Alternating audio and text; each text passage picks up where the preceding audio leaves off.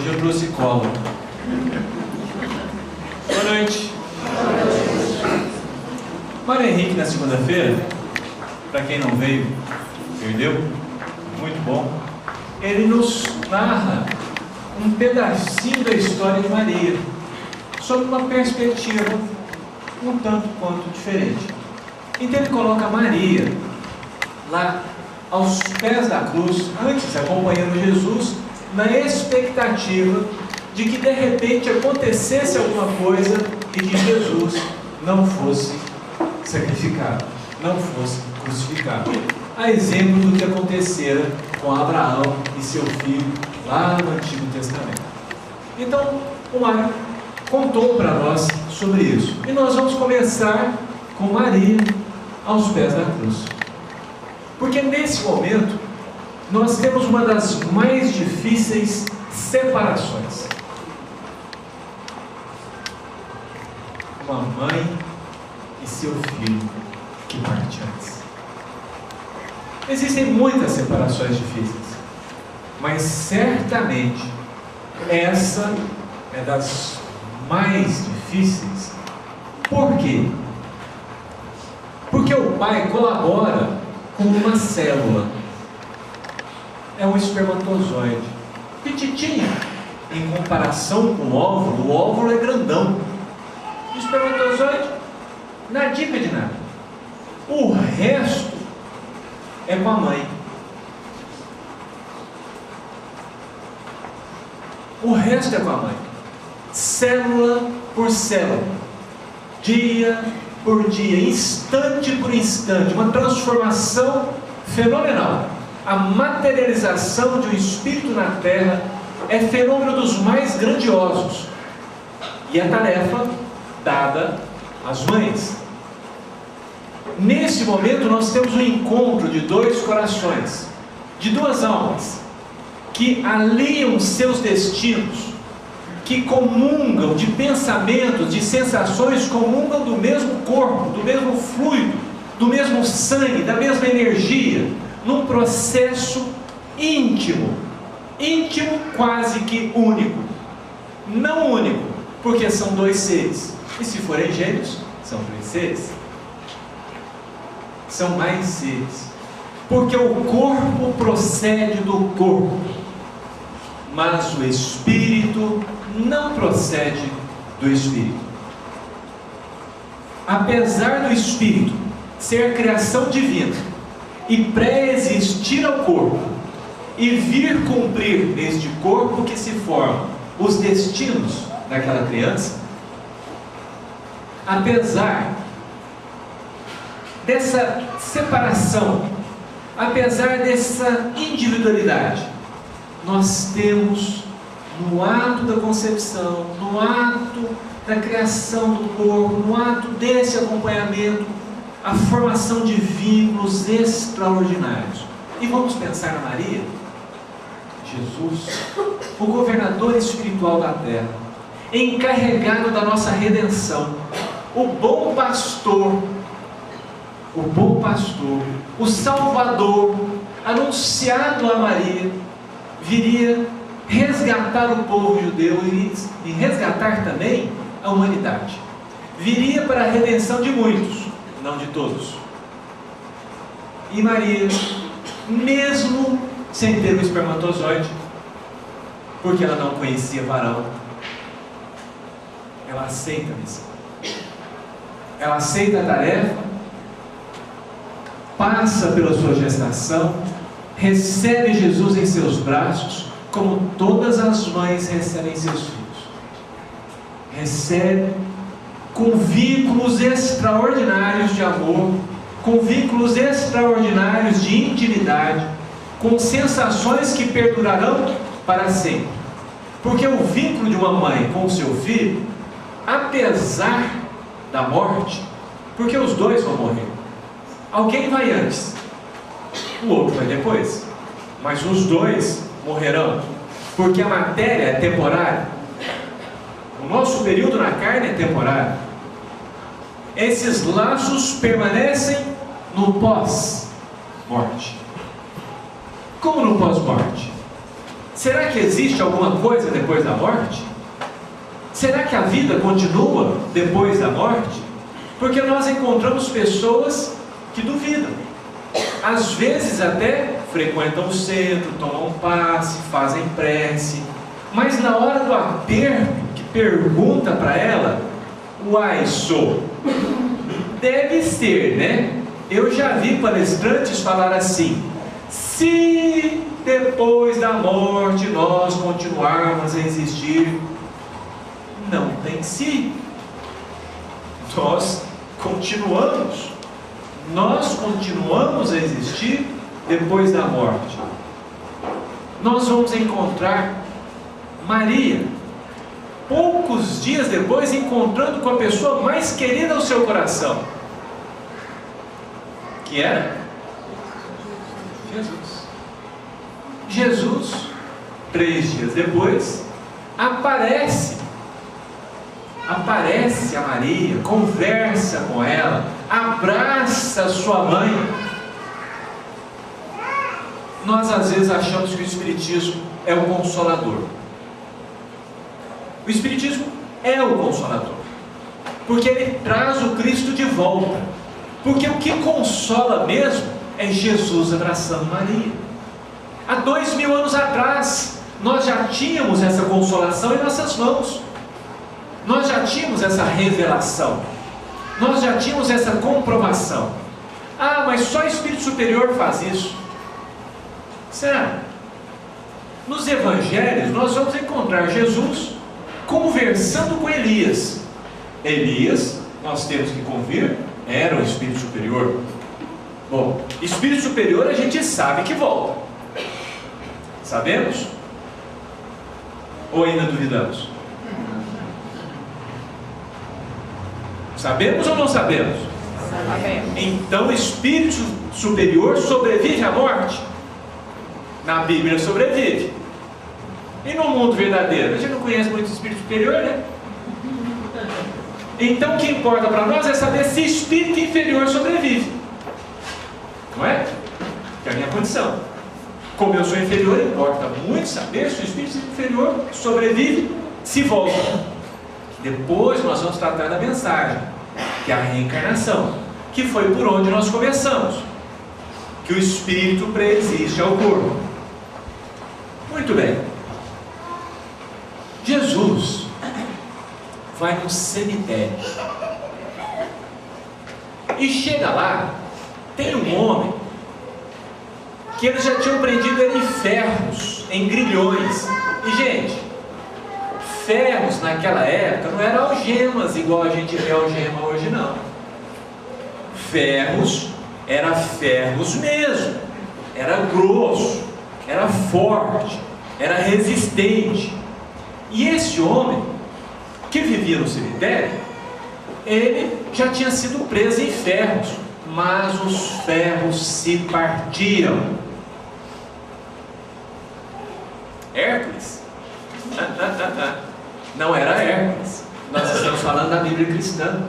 Nós estamos falando de um obsediado, de um sofredor que era atirado ao fogo, era atirado à água, que rolava no chão, que se feria. Um sofrimento profundo. Jesus atravessa o mar da Galileia, sobe um morro para procurar este homem, para ter uma conversa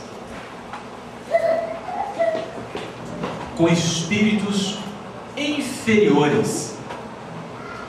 Quando Jesus pergunta ao espírito que atormentava aquele homem, qual o seu nome? Ele responde: Legião. Porque não era um? Porque se ele desse só o nome, a gente podia pensar, não, é só aquele caso que veio para Jesus. Mas era legião. Uma legião de espíritos perseguia aquele indivíduo. Jesus foi lá para curá-lo, para libertá-lo, para levar alívio a ele e aos espíritos.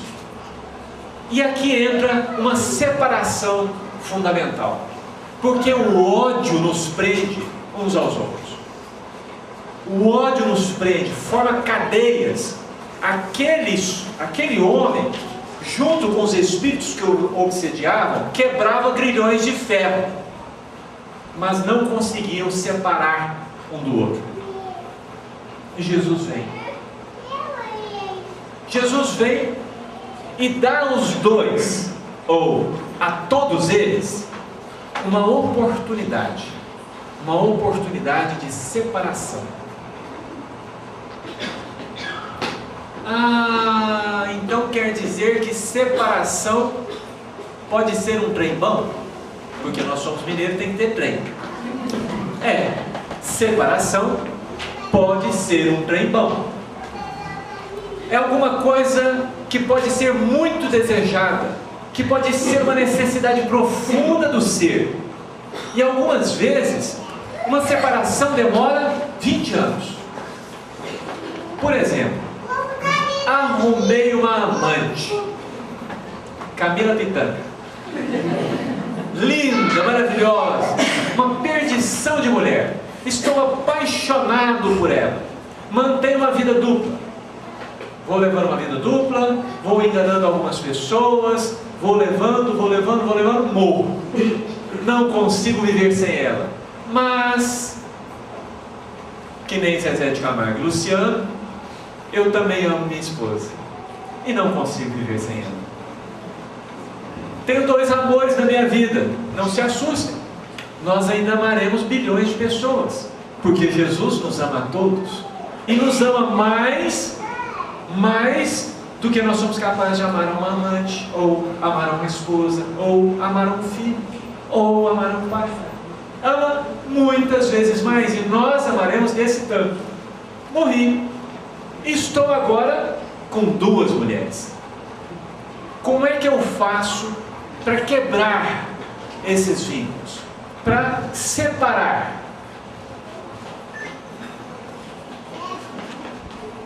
Boa pergunta, né?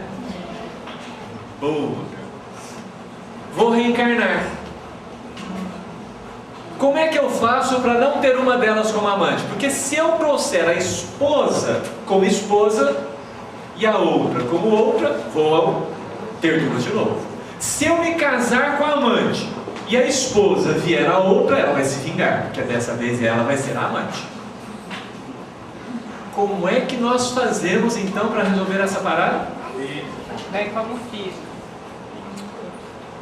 Caso com uma e traga a outra como filho.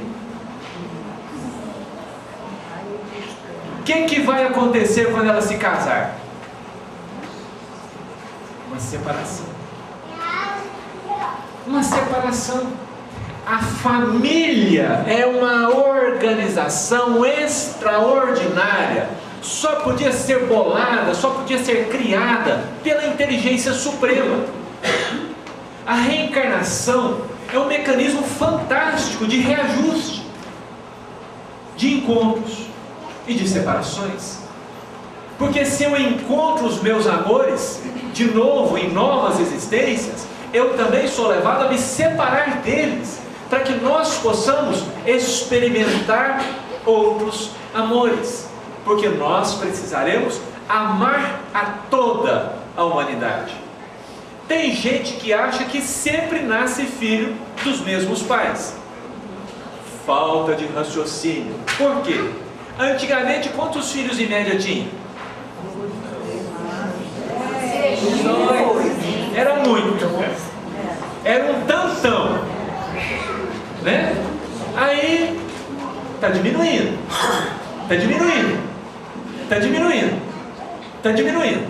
Se eu for nascer só como filho da minha mãe e do meu pai, eles vão ter, dado que a média fosse 12, vamos colocar 12, dado que a média fosse 12, eles vão ter que reencarnar 12 vezes para trazer a mim e a cada um dos meus irmãos. Então, eu espero ter demonstrado pela matemática que nós vamos ter pais diferentes. O que a mãe faz incondicionalmente com relação aos seus filhos? É quase que instintivo. Ama. Antigamente ela amava 12.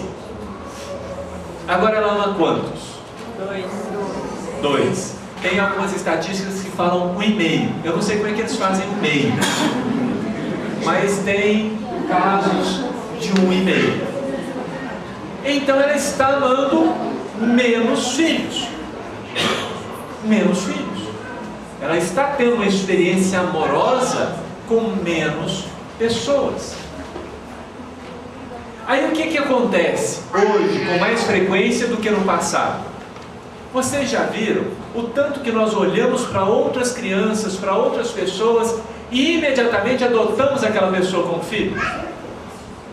Instintivamente, os laços reacendem, reatam, retornam.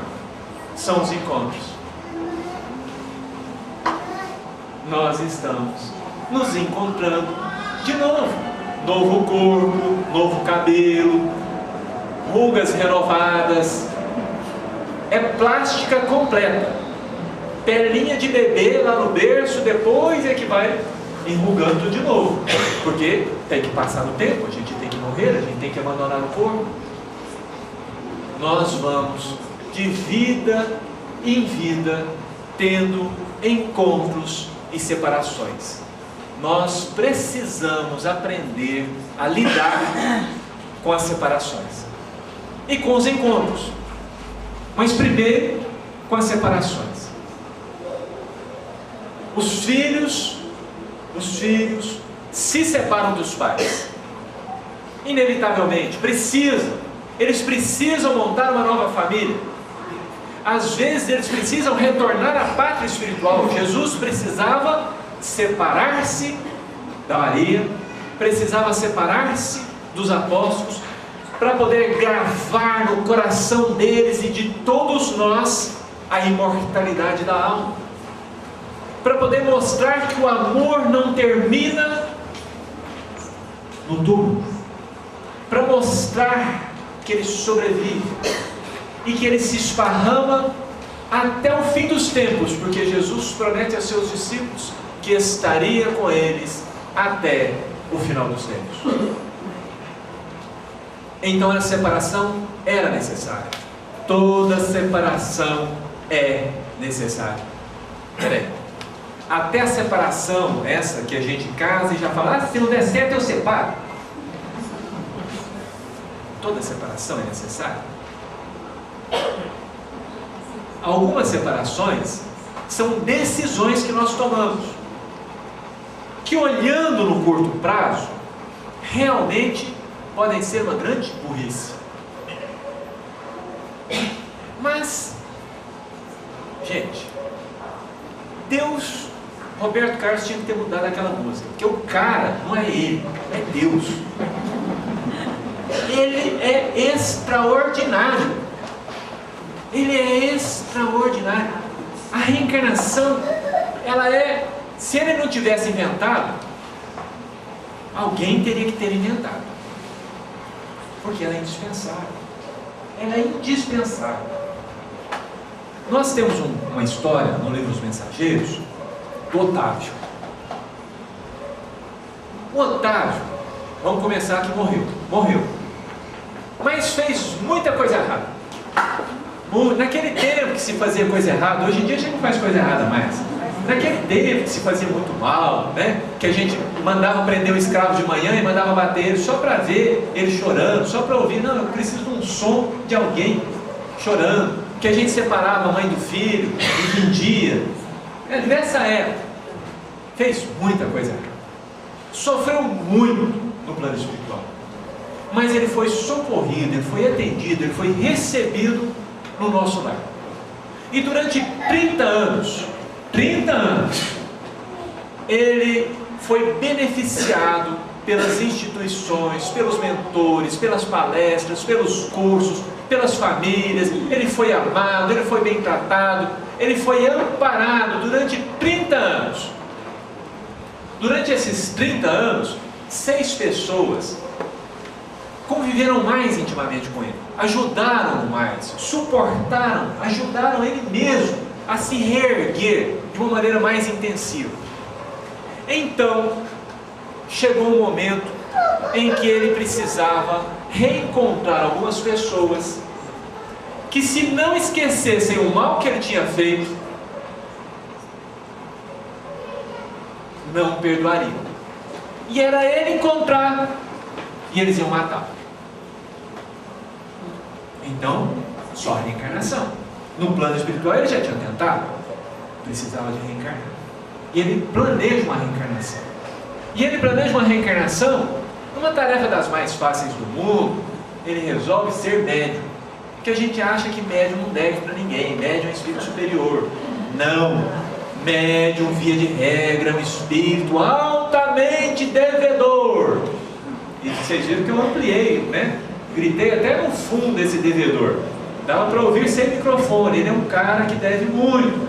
E uma cara também, que tem mulher também que deve muito. Então ele se prepara e programa para ser médium. Não programa para se casar. Tinha muita conta para pagar, estava com pressa. Mulher só dá despesa, então deixa a mulher para lá. Vou vir sem mulher, para dar conta do recado, para ficar mais intimamente ali ligado à minha tarefa. Não que a mediunidade não possa ser exercida por pessoas casadas. No caso dele, era o melhor para ele. Se ele casasse, seria desviar o mundo. Ele já se conhecia. E os mentores ajudaram ele a entender isso. E ele se prepara para ficar com 6 mentores junto dele durante boa parte da sua vida. Os 6 que ajudaram ele demais no plano espiritual iam reencarnar junto com ele para auxiliá-lo. Só que eles teriam que ser órfãos. Então ele se compromete, planejou. Então eu vou, depois vocês vão, e eu cuido de vocês, e nós ficamos juntos. Reencarnou, nasceu, recebeu como mãe uma verdadeira serva de Jesus. Mulher cristã, trabalhadora, amiga, justa, bondosa, extraordinária. O pai era materialista, porém um homem de bem. Nasceu, cresceu, foi bem educado. Lá pelos 13 anos, sua mãe desencarna. 2 anos depois, começam os primeiros sinais da mediunidade. Ele está então com 15 anos, adolescência. Ele começa a ter impressões, a ter sonhos, a ouvir coisas, a pensar coisas. Começam as manifestações em torno dele e por ele. E o pai se casa. Uma mulher boníssima, uma madrasta de bom coração, cooperativa, tratava ele de uma maneira extraordinária, mas ele não tolerava a mãe. Ele achava que ela estava roubando o lugar. Não tolerava a madrasta, achava que estava roubando o lugar da mãe, encrencava com ela, reclamava, dava o maior trabalho. Os familiares o conduzem a uma casa espírita bem orientada. Ele começa a participar de palestras, a ser orientado, a estudar o Evangelho, a receber mensagens, a se preparar para ser um médium efetivo, a ser um trabalhador na seara. Mas, ô casa espírita danada, para ele ninguém prestava. O dirigente muito bravo, o outro muito lerdo, o outro muito manso, a outra conversa demais. Cada um defeito, e foi reclamando, e foi reclamando, e foi reclamando. Até que ele também começa a duvidar. Será que isso realmente é espírito? Será que eu realmente estou ouvindo alguma coisa? Será que isso não é da minha cabeça? Isso deve ser coisa que eu li, isso deve ser ilusão da minha parte. E procura um psicólogo. Sabe o que o psicólogo recomenda para ele? Sexo. Recomenda sexo. O problema dele era a falta de sexo. Que ele fosse fazer sexo e aquelas coisas da cabeça dele iam ser resolvidas. E ele vai. Eu falei para vocês que na programação dele não podia casar. Ele sabia que ele não ia dar conta. Olha o que ele arrumou. Foi fazer sexo. E quanto mais sexo ele fazia, menos ele gostava da madrasta. Porque, obviamente, a madrasta estava vendo, ele recebia chamado de todos os lados, na casa espírita havia mensagem, todo o auxílio para ele poder se manter no trilho. Mas ele, teimosamente, escolhe outros caminhos, escolhe outras atividades. Passa mais um pouco, 20 anos, seu pai morre. Sobrou então o quê? 6 filhos da madrasta, órfãos, para ele cuidar. 3 meio-irmãos, por parte de pai, e 3 que ela havia trazido do primeiro casamento. Pergunta: cuidou dos 6 mentores? 6 mentores dentro de casa, gente. 6 espíritos de luz dentro de casa. Foi caçar a Ana. Abandonou os meninos. 2 anos depois, sua madrasta morre. Ela é internada no leprosário. E ele larga os meninos à míngua mesmo. Eles fogem horrorizados dos meninos. E continua suas aventuras. Engravida uma moça. É casado com a espingarda. Ele não casa com a moça, né? Espingarda do lado, casa. Bom, para tudo ficar melhor, essa moça tinha um amigo íntimo dela, um espírito que ela não separava de jeito nenhum. Diga-se de passagem que a expressão, e uma das raras vezes que eu vejo o André Luiz usando essa expressão, é nesse trecho: uma entidade monstruosa.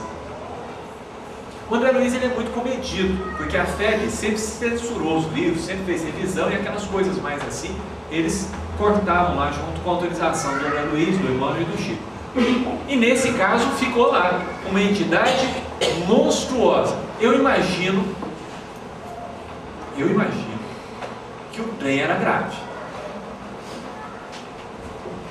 Então ele trocou 6 mentores por um monstro dentro de casa. São 20 anos até ele desencarnar de sífilis, alcoolismo e desgosto. São 20 anos em que essa mulher, que não estava na programação dele, que ele encontrou nas suas aventuras, com esse filho que não estava na programação dele, que ele encontrou também. Foram 20 anos, os dois, maltratando ele, cobrando dele, apertando ele, judiando dele, infernizando a vida dele. Ele trocou o trabalho da mediunidade com 6 mentores, por isso. Vamos voltar para os encontros e desencontros?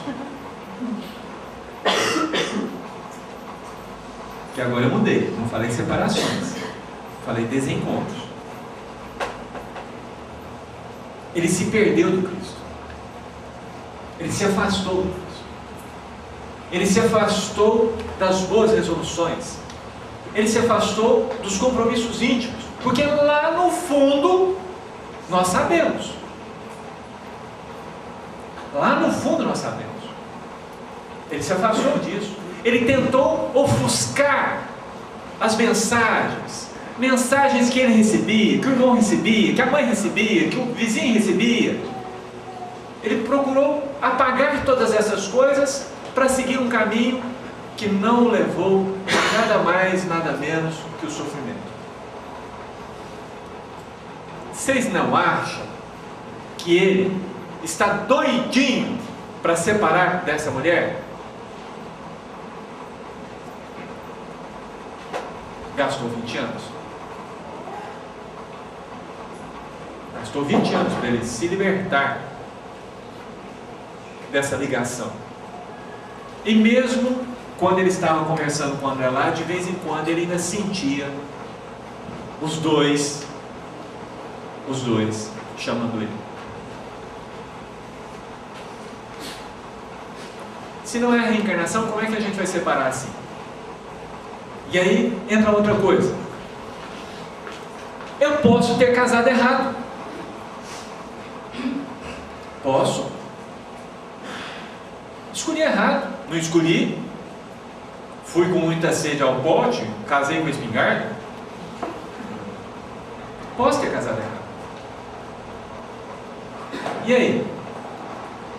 Tenho que ir até o último instante, tenho que viver até o fim, morrer de desgosto, me comprometer mais, fazer mais dívidas, ou posso me separar? A gente fica com medo de falar que pode, né? Porque a gente vai pensar assim, mas se separar não vai ficar dívida para depois? Se você não dá conta de pagar uma dívida, o que você tem que fazer com a dívida? Parcelar, renegociar. É, não se deu cano. Tem. Mas na contabilidade divina não é possível. Então, nesse caso específico, não tem jeito de dar um cano.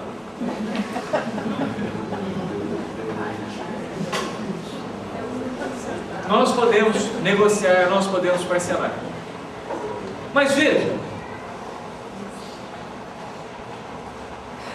qual é o dinheiro do Espírito? Qual é a riqueza do Espírito? Como? Caridade. Caridade, boas ações. Ainda que eu fale a língua dos homens e dos anjos, ainda que eu conheça toda a ciência, ainda que eu tenha fé do tamanho, com a capacidade de transportar montanhas, se eu não tiver amor, de nada me vale. Porque a caridade, para ela ser caridade, ela precisa de ter um amor, que é o impulso, é a energia para poder realizar. Então, como é que eu pago dívida? Com amor. Eu preciso amar.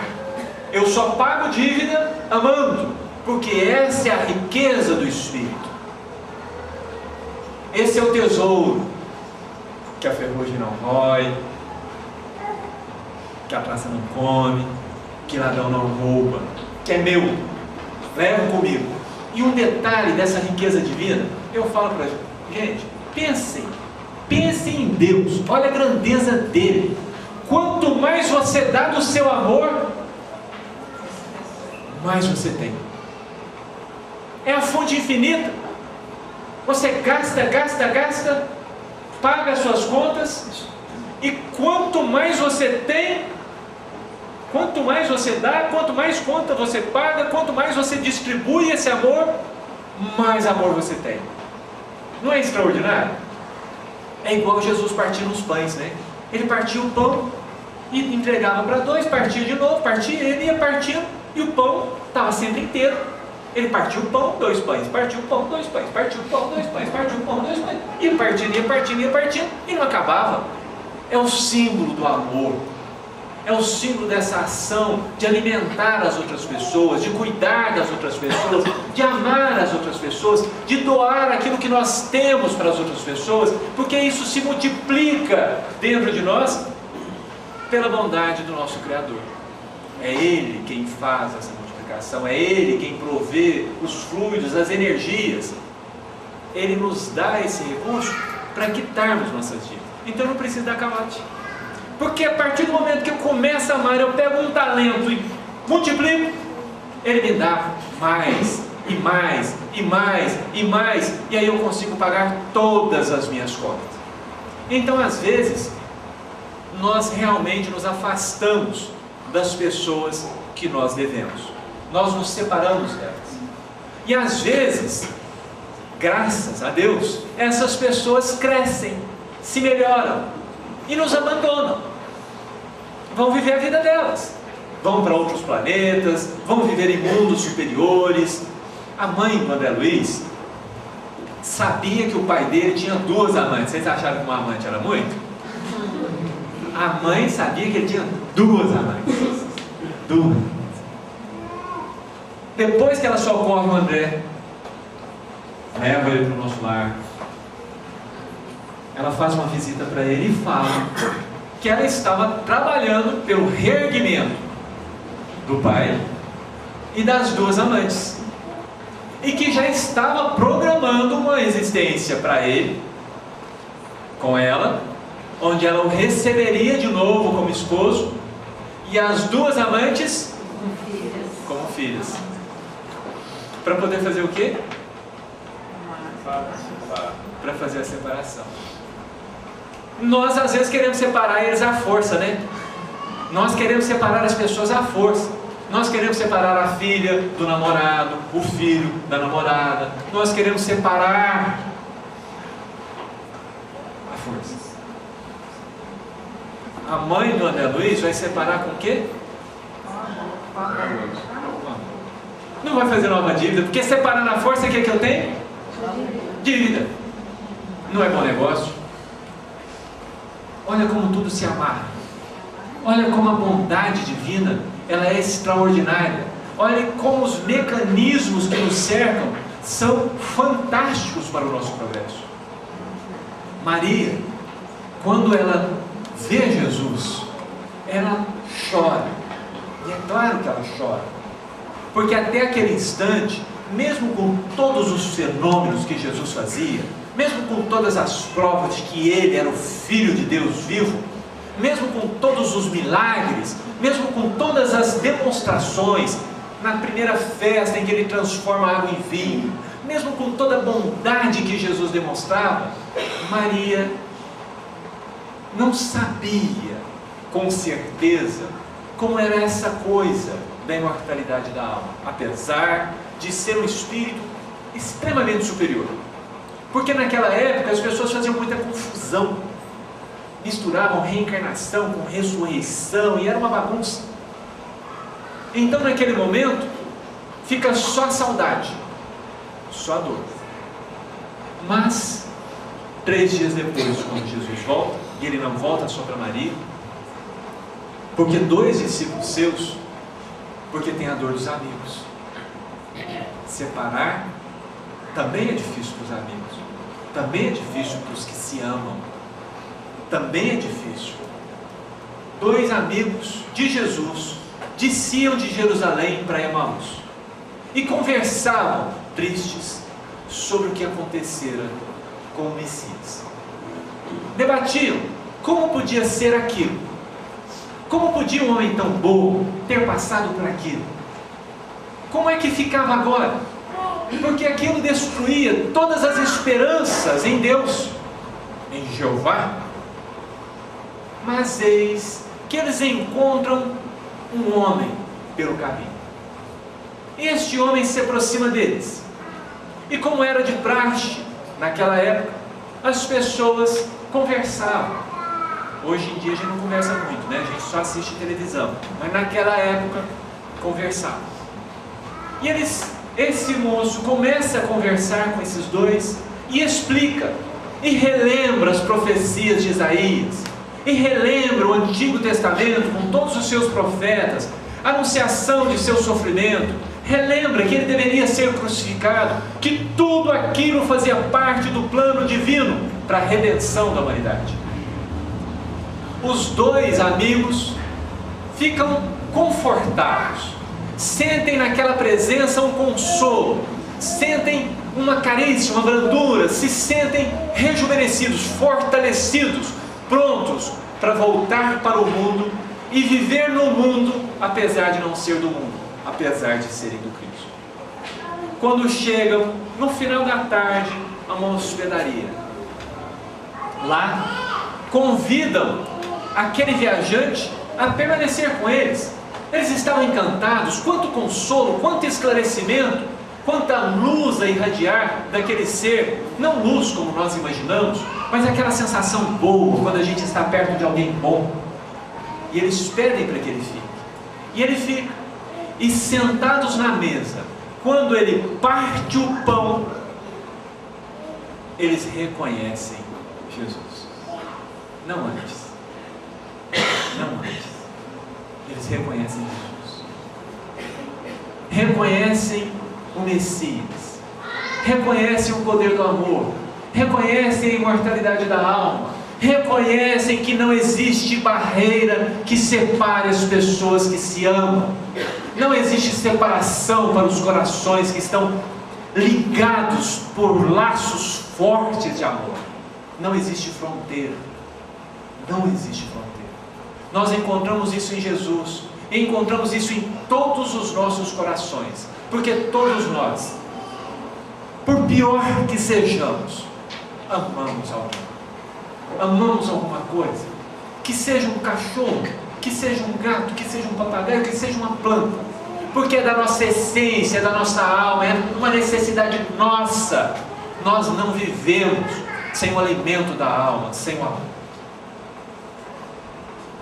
Então, não nos assustemos se amigos nossos se separarem, se amigos nossos se distanciarem, se nós acharmos que os nossos amigos estão abandonando os seus compromissos. Não nos surpreendamos, não nos preocupemos. A nossa posição, a nossa tarefa tem que sempre ser de confiança, porque Deus tem mecanismos de recuperação para todas as almas. Todos nós vamos nos encontrar nos mundos felizes, renovados, transformados, amorosos, brandos, mansos, pacíficos, puros de coração. Todos nós ainda seremos bem-aventurados, porque Jesus é o bom pastor e Ele cuida com zelo de todas as suas ovelhas. Que a paz do Cristo esteja com todos nós.